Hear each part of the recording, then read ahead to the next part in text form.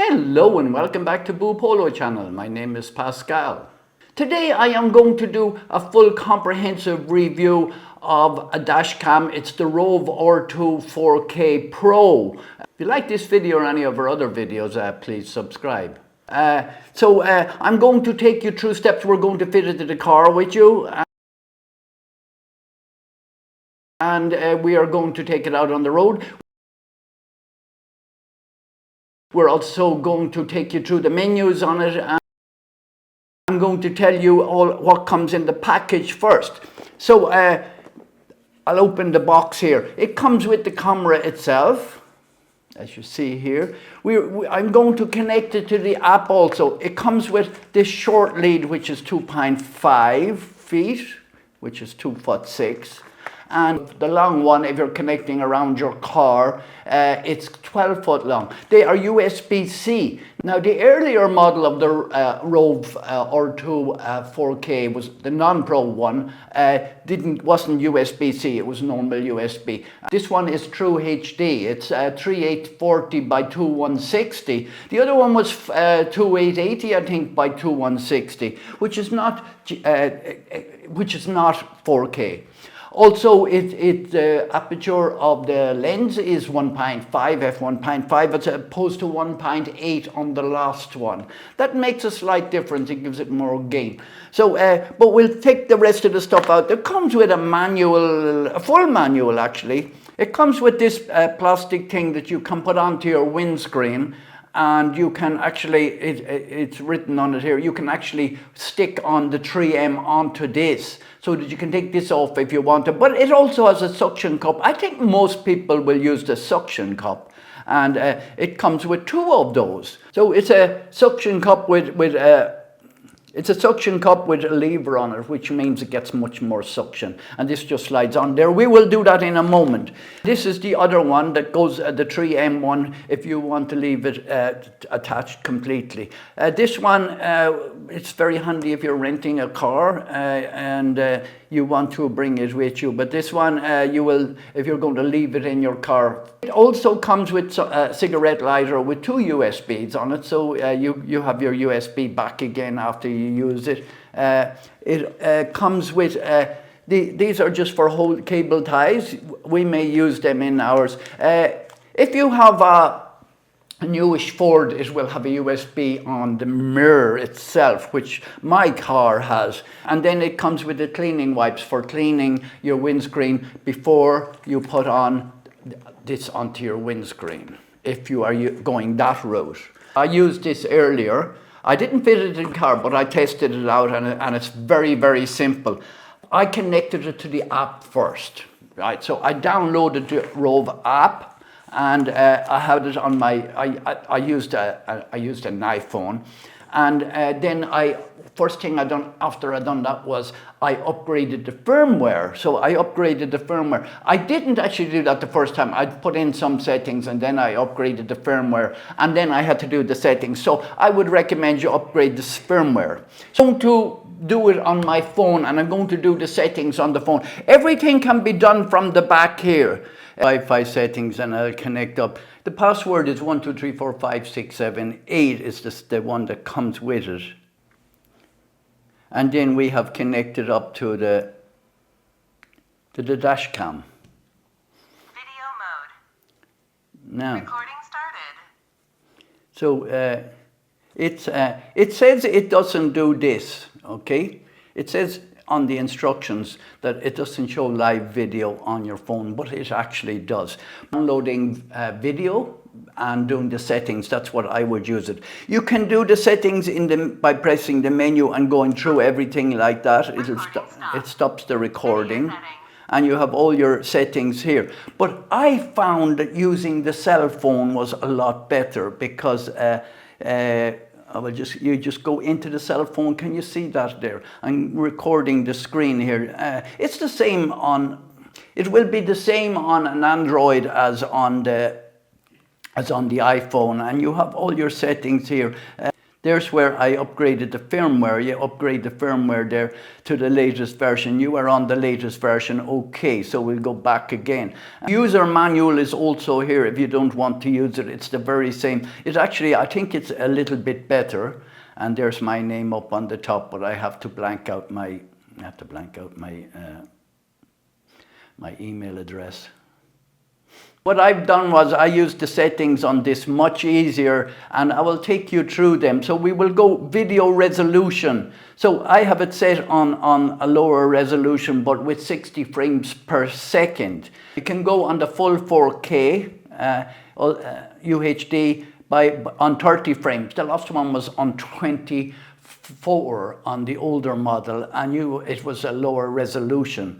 But maybe you want to go 60 frames at 2K. That's 2K. This is 2K, and then this is 2K at 30 frames. That would be to save memory, and then we can go into.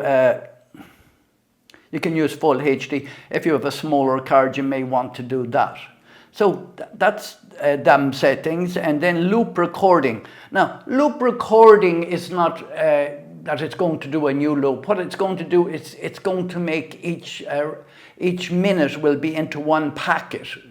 And the reason for that is you don't want to download a big long video of 1 hour or 30 minutes or whatever. Everything is in packets, and you can set the packets from 1 minute up to 10 minutes. And then when you see all your file system, you will see all these packets, and there will be a different file. And so 1 minute is the default. You can turn that off if you so wish, but it'll be very, very awkward if you wanted to download one to your cell phone, for instance. Of course, you can plug it into your computer and download the whole lot. So then we'll go into video and G-sensor. Now, and then we have wide dynamic range. The default is to set that to on, of course, and it will be either too bright driving towards direct sunlight. And then there's the exposure. You can set the exposure to auto, or you can set the exposure manual. So you would have a plus, just like in your camera, you can have a +3 or +5 or whatever. And then you can do time-lapse recording. I'm not going to cover that because we're using it for a dash cam. And then video compression. We have the choice between 264 and 265. The lens in this is a Sony IMX335, by the way. I'm not sure if I told you that earlier or not. It's got the other difference between this one and the other one is the backup battery on this is not a battery, it's actually a supercapacitor, and they're generally accepted as being more reliable. And there's a parking mode on this. If your car has a plug for the parking mode, you can set it on this. Most modern cars will already have that on them, so on their main screen, but for an older car maybe. And record audio or not, you can decide whether you want audio or not. Somebody having a private conversation in the car, you might not want that on. And so you can change it to video stamps. You can put ROVE logo, GPS coordinates, day, date, and speed. Some people don't want to put their speed on the camera recording for obvious reasons that I'm not going to say. And then we can set your units to kilometers or miles, and you can hide the status icons. You can rotate the video if you wanted to turn the camera in. So I have live speed set on it, and rotate the video. Live speed, because there's GPS in it, is going to give you the live speed. Yeah. The angle of the camera is 150 degrees if somebody is interested. As I said, it's f1.5 aperture. As I said, you can do all this with the buttons here, the menu here. You can turn, and there's also voice. You can turn that voice off if you don't want it. But no, it's in it's recording. So, and I'm not going to show you over. I'll go back here, and as you can see me here on the video. Well, maybe you can. I don't know. I think you can see me here on the video. And the air conditioning unit is turned off for your convenience. Going to bring it out, and we're going to install it to the motor. We're going to use the short lead 2.5. I don't need 2.5 foot, I only need about 6 inches, and I think I have a 6-inch one, but I'm not going to use that today. It's USB-A to USB-C. And it comes with this plastic tool. This plastic tool is for pulling out your part of your trim on your car to put the wire in. If you're wondering how this one fits on, this one just slides on here like this. So here I am in the car, I'm in the passenger seat. The wire comes out of this on the right hand side, which is unusual because of most of the cars that it's sold for are left hand drive like this one. So what I'm going to do first is I'm going to plug it in here. The USB is here on it. Now this is way too long, so I'm going to change it out rather than have it tied up all the time. And I think I have one. And then I'm going to put the camera up here.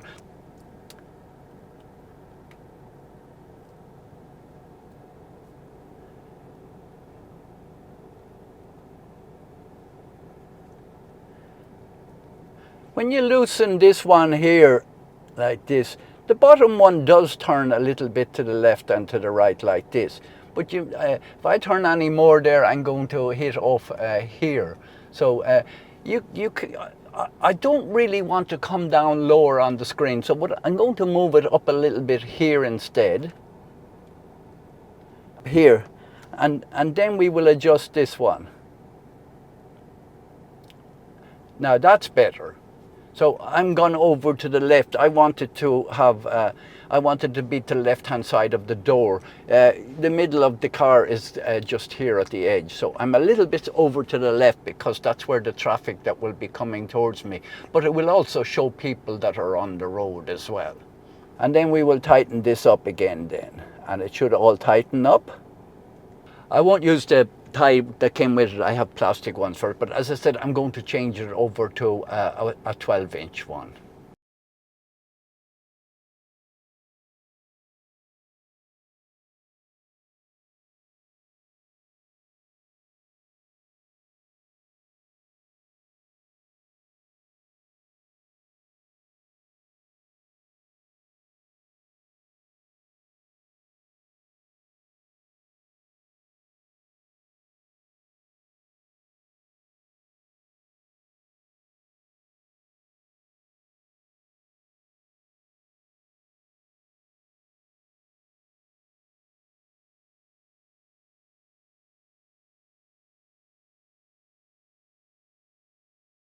So as you see from the footage, this is a very clear camera. I've used it at night time. It's pretty good.